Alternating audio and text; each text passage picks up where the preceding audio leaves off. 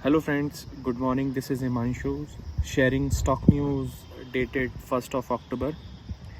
Yesterday stock market fell almost 1.5% and all the indices fell.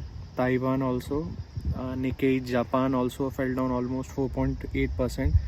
The major reason behind it was surge in Chinese stock market equities. They almost surged by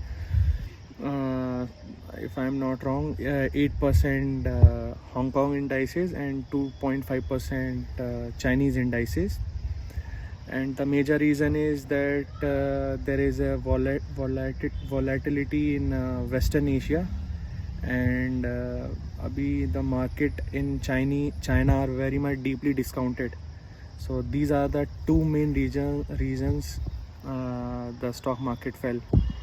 The second news is that SEBI had a meeting yesterday and they did not discuss about FNO trading regarding what are the changes and rules and regulation are supposed to be changed, but they didn't discuss it.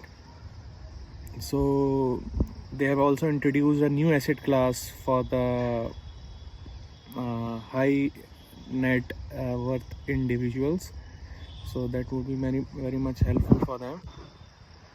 And Kotak Mahindra Bank is also aiming to be number third largest private bank by profit in the coming years, and which will outpace all the banks.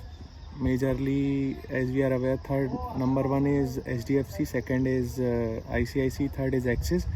So Kotak Mahindra Bank wants to be number third in the list in the foreseeable time. Let's see how it pans out to be. Good ambitious goal.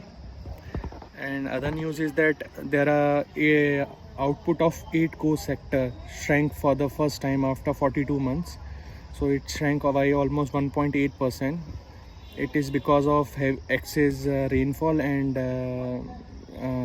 mainly because of that. So the output shrank. Other news is that factory jobs has increased by almost 7.5% since last year. So it's a good sign for the economy that the growth is not jobless growth, it is also generating jobs. So it is good for the economy in the longer horizon. Fiscal deficit of our nation in 5 months hits 25% of the fiscal 24-25 year. So it means in the same duration last year, for the 5 months, our fiscal was almost 36%. So compared to that 36% to 27%, so government have spent less money to this fiscal year. So it indicates that government is trying to curtail its expenditure and to be fiscally prudent. So the target for fiscal 2025 is 4.9% of the GDP, 4.9%. So according to estimates, the government will be able to achieve this target as the number suggests. And one more news is that Dr. Lal PathLabs, which is one of the largest diagnostic center, is also pushing for its expansion in the southern India by acquiring few firms or by expanding its operation. So let's see, they are almost having 1,000 crore rupees in their account, and they want to raise some money also via debt.